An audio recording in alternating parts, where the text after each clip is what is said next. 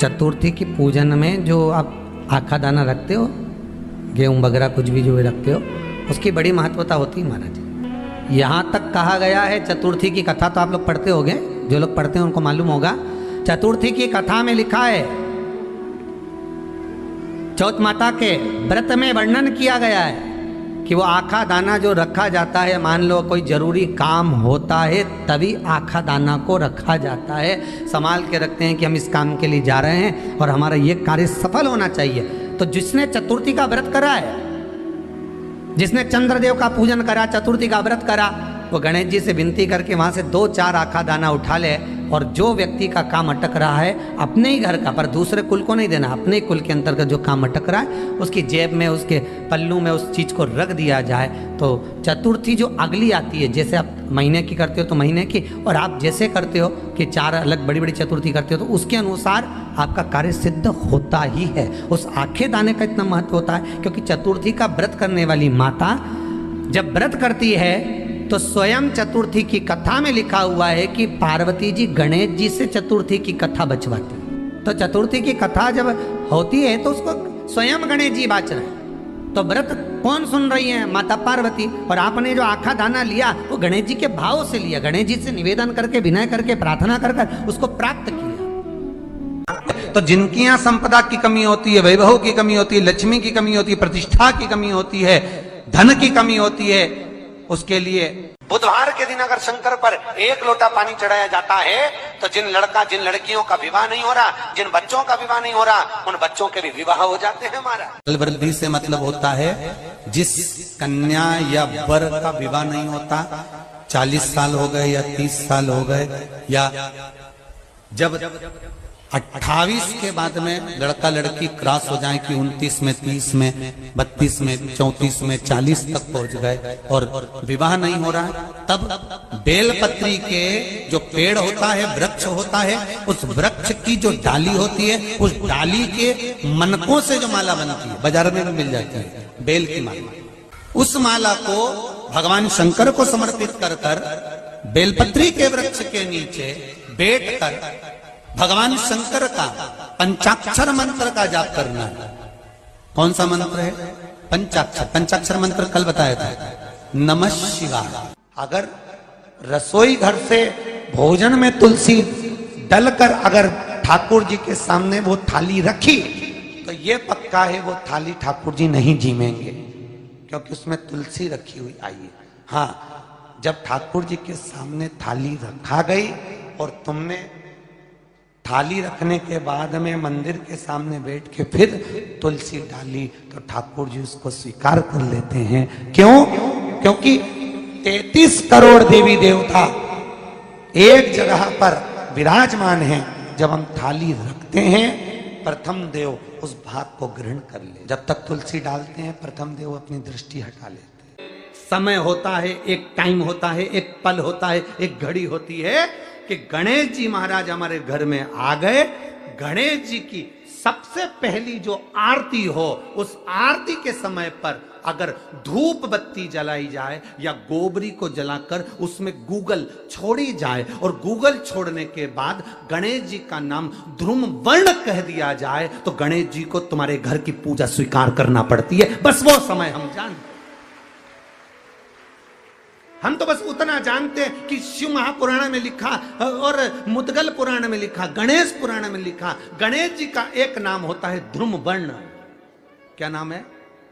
ध्रुम वर्ण गणेश जी का एक नाम होता है। जब हम धूप जलाकर और धूप लगाने के बाद में गणेश जी की सबसे पहली आरती करने के पहले अगर हम सबसे पहली आरती गणेश जी की कर रहे हो, अपने घर में स्थापना कर रहे हो, बिठा रहे हो, और तुम चाहते हो कि गणेश जी मेरे घर में आके मेरी पूजा को स्वीकार करें और जो मांगू मेरा गणेश मुझे दे 10 दिन के अंदर, तो पहला नाम लेकर पुकार लेना ध्रुम वर्ण विनायक, बैठो, बस काम हो गया। वो फिर ही होकर आता। सुंदर जोड़ी थी शंकर और पार्वती की, सही है कि गलत है? कभी नहीं झगड़ते थे। इसलिए पृथ्वी पर ना तो लक्ष्मी जी के व्रत हैं, ना ब्रह्माणी के व्रत हैं, ना इंद्राणी के व्रत हैं। अगर पूरी पृथ्वी पर सबसे ज्यादा व्रत किसके हैं? माता पार्वती। तीज का व्रत किसका? पार्वती का। चतुर्थी का व्रत किसका? पार्वती का। चौथ का व्रत किसका? पार्वती का। छठ का व्रत किसका? पार्वती का। जितने व्रत है सब माता पार्वती। गणेश जी मैया को प्रसन्न करने के लिए अष्ट रूप में धारण करते हैं।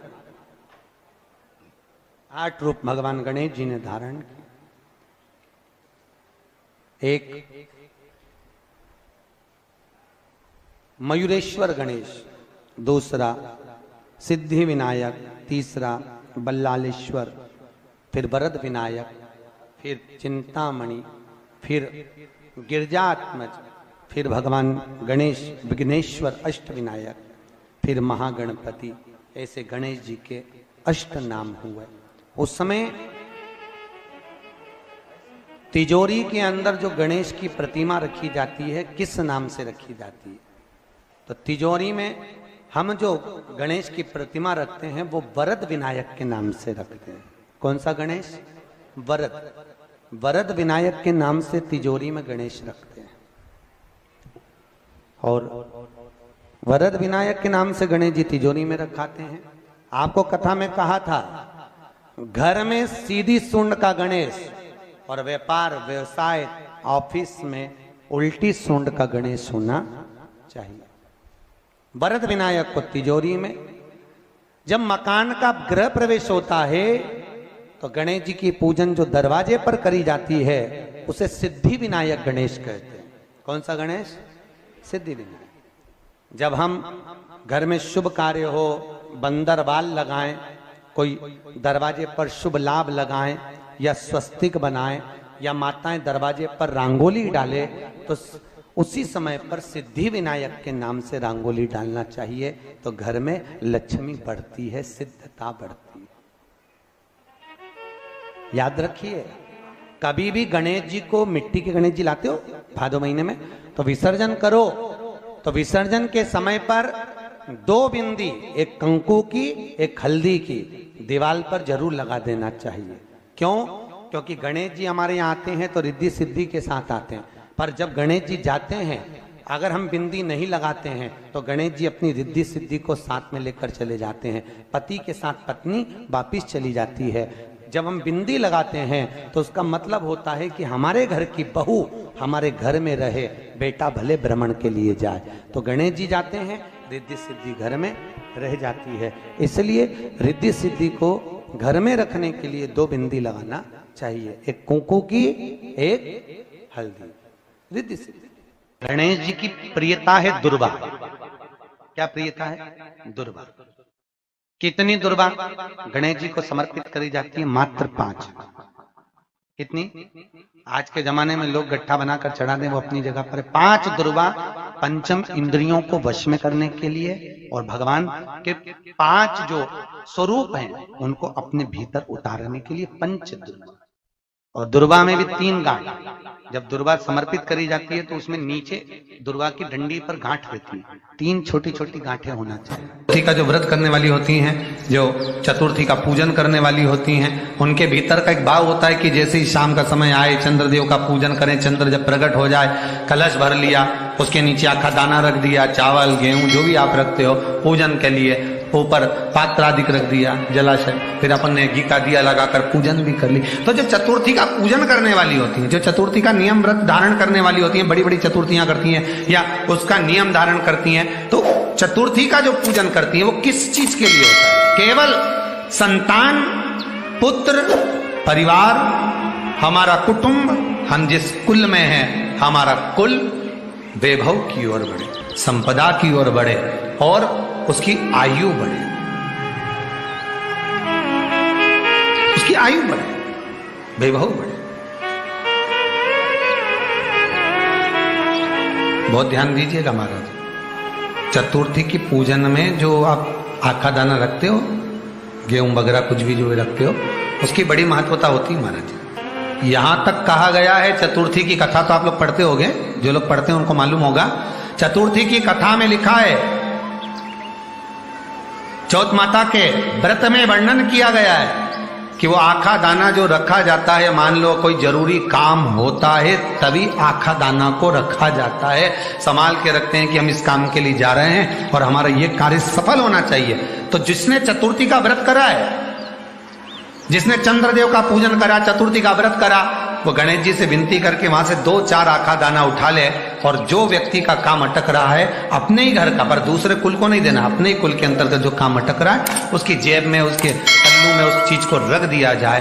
तो चतुर्थी जो अगली आती है, जैसे आप महीने की करते हो तो महीने की, और आप जैसे करते हो कि 4 अलग बड़ी बड़ी चतुर्थी करते हो तो उसके अनुसार आपका कार्य सिद्ध होता ही है। उस आखे दाने का इतना महत्व होता है क्योंकि चतुर्थी का व्रत करने वाली माता जब व्रत करती है तो स्वयं चतुर्थी की कथा में लिखा हुआ है कि पार्वती जी गणेश जी से चतुर्थी की कथा बचवाती।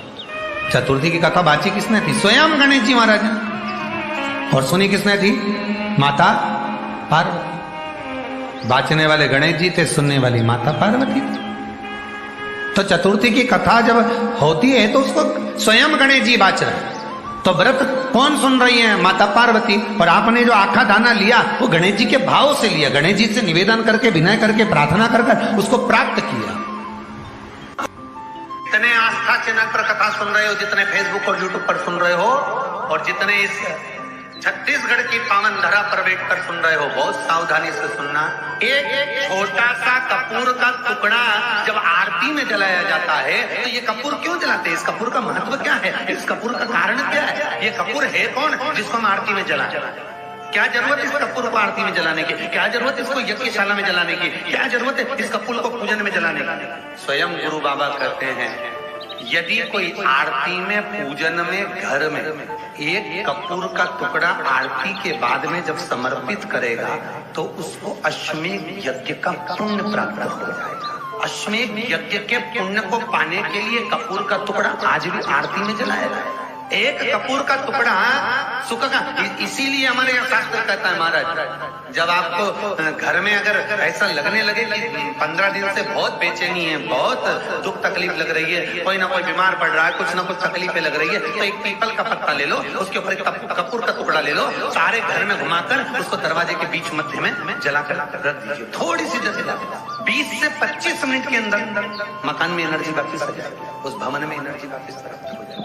20 से 25 मिनट के अंदर एनर्जी वापस। लग रहा है कि यहाँ नेगेटिव है तो उसको पॉजिटिव बनाया जा सकता है। रात को 12 बजे शंकर जी के मंदिर में शिवलिंग पर चढ़ी हुई बेलपत्री को उठाकर शंकर मंदिर का शिखर देखकर चबा चबा कर खा लीजिए। आपके पाँव के घुटने बदलने की जरूरत नहीं पड़ेगी, ऑपरेशन की जरूरत नहीं।